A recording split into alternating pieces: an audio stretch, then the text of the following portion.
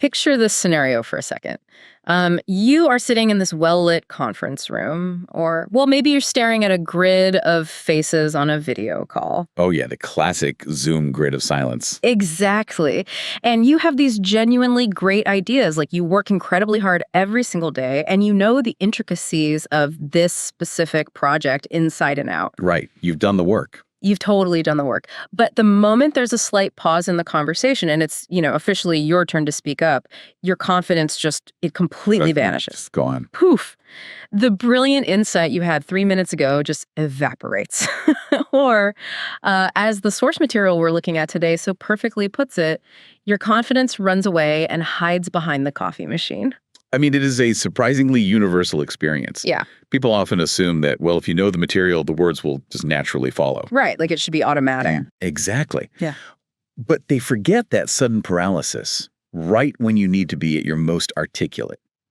The physiological response kicks in, your heart rate spikes, and you find yourself, either staying completely silent or just blurting out something that doesn't capture half of what you actually meant to say. And that disconnect, that gap between what we know and what we actually manage to say is exactly what we're tackling in today's deep dive. We are extracting a masterclass on workplace communication from our sources today. It's such a crucial topic. It really is. Now, the material we're diving into was technically designed for English language learners.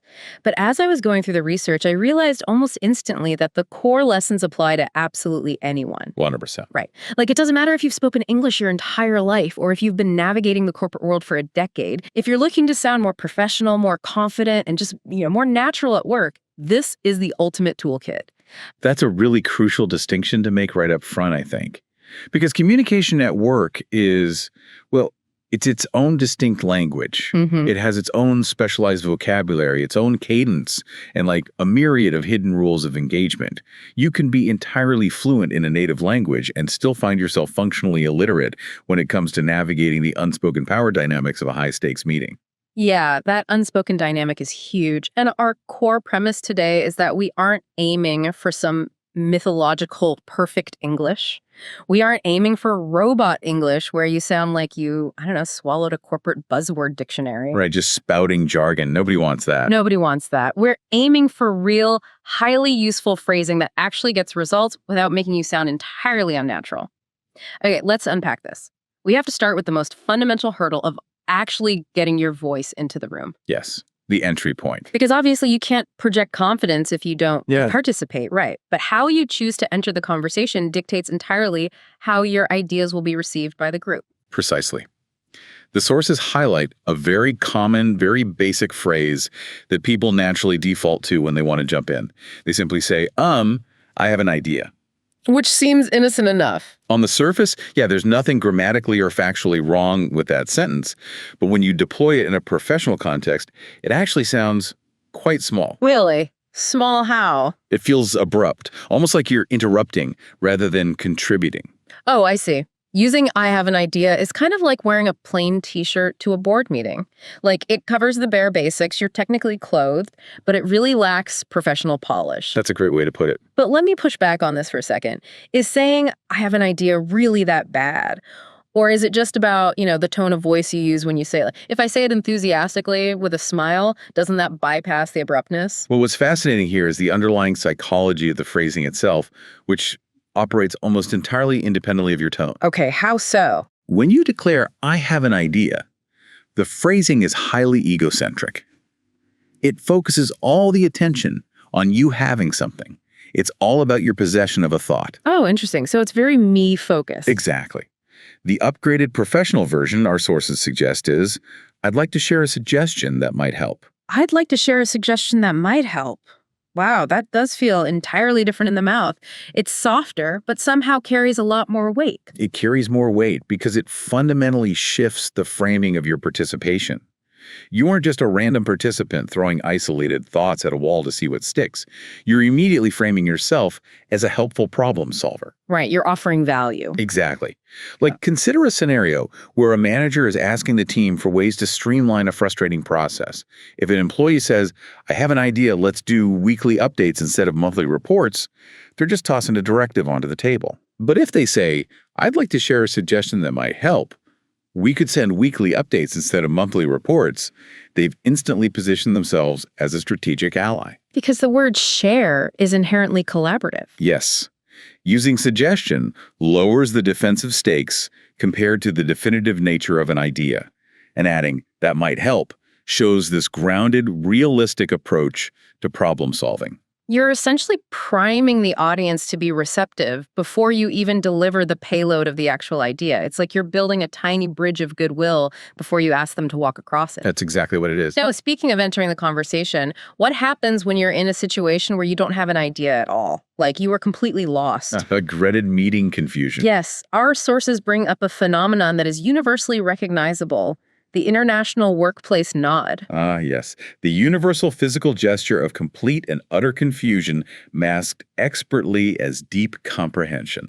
We have all been there. Someone is explaining a highly complex new process, maybe drawing abstract boxes on a whiteboard, right? And everyone around the table is nodding thoughtfully, maybe stroking their chins. Yes, stroking the chin in profound understanding. And you are sitting there realizing you have absolutely zero grasp of what is happening, but you nod anyway. Because the social pressure to conform is massive. You don't want to look like the only one in the room who doesn't get it. Exactly. And when people finally do muster the courage to stop the momentum and ask for help, the default phrase that jumps to mind is usually, I don't understand. Which, again, is a very small, somewhat helpless sentence that really does you a disservice. Why is it so bad, though? It's honest. It is honest, but by saying I don't understand, you place the entire burden of the communication failure squarely on your own intellect. It stops the momentum of the room dead in its tracks and inadvertently paints you as the weak link. Oof. Yeah, nobody wants to be the weak link. Oh, right.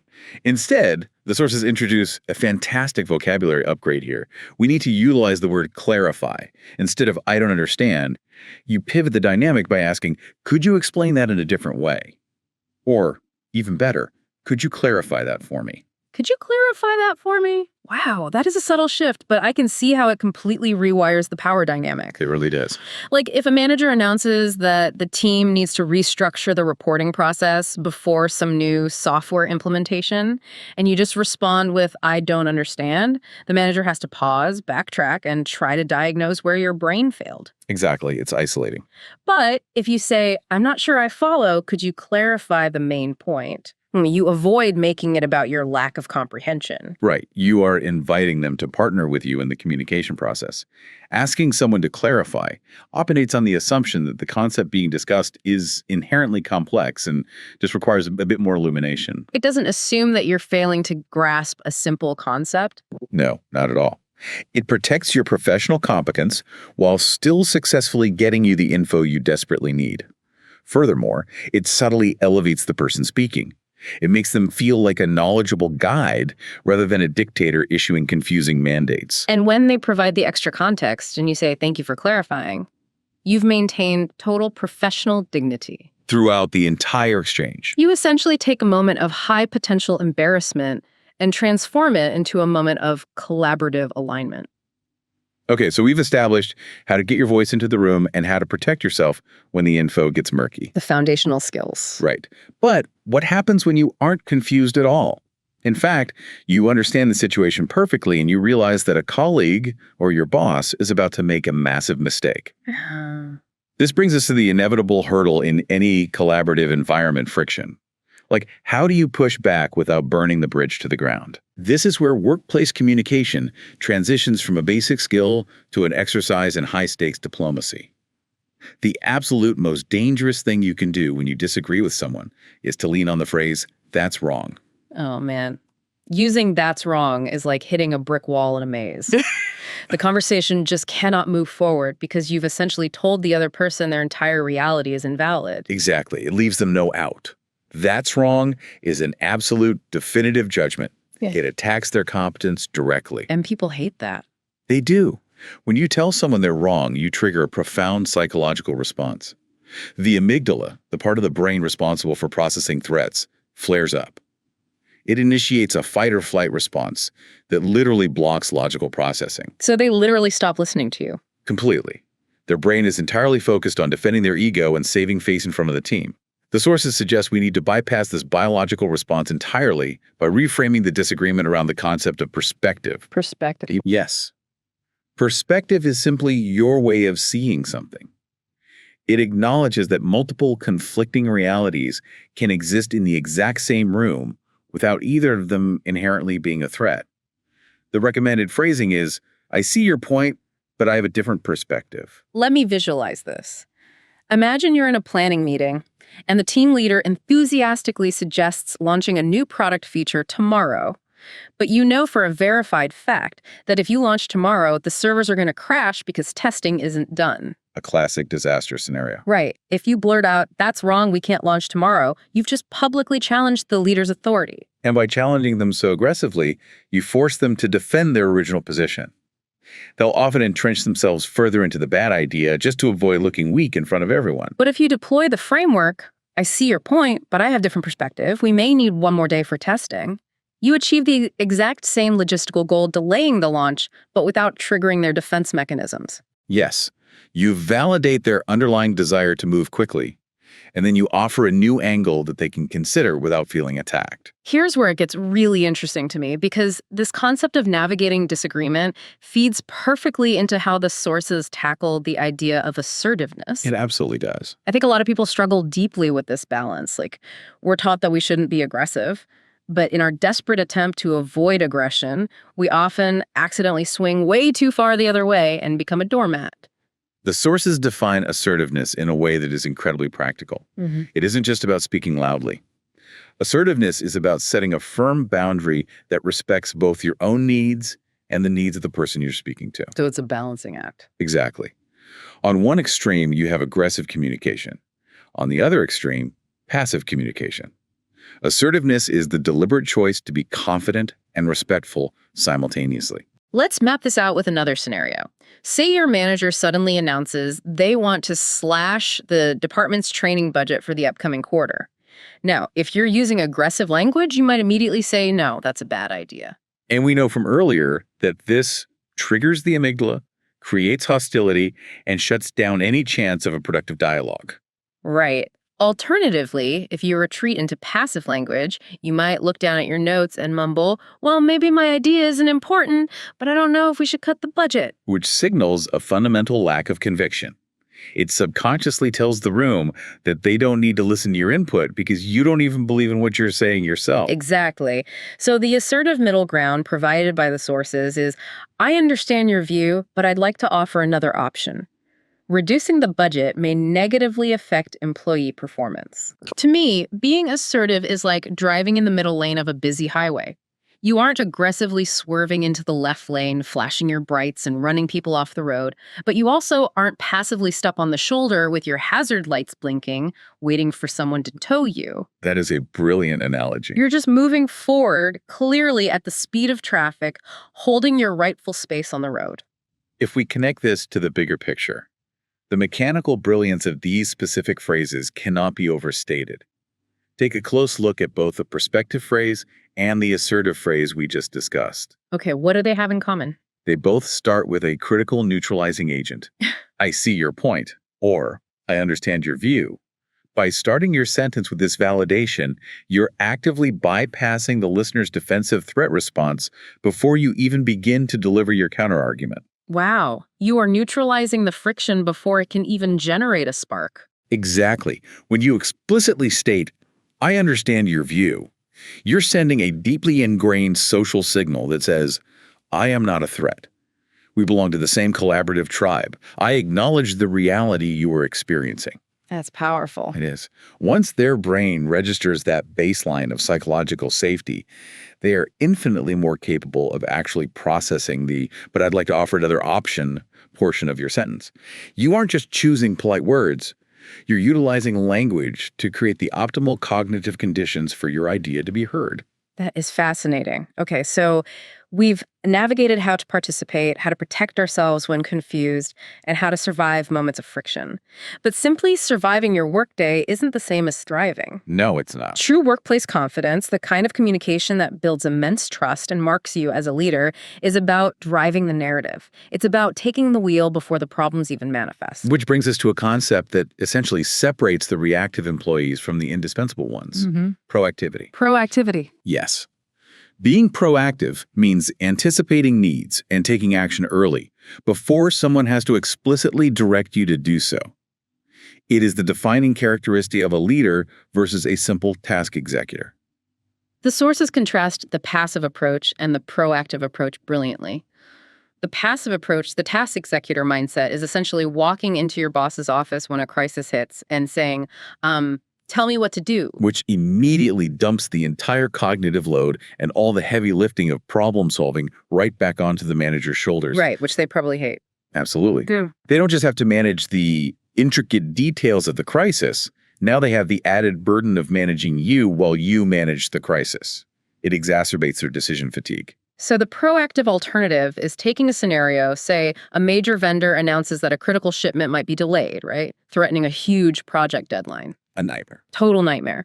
Instead of waiting for orders on how to handle the fallout, the employee approaches the manager and says, I'll take a proactive approach and prepare a few possible solutions. Consider what that specific sentence does for the manager's internal stress levels.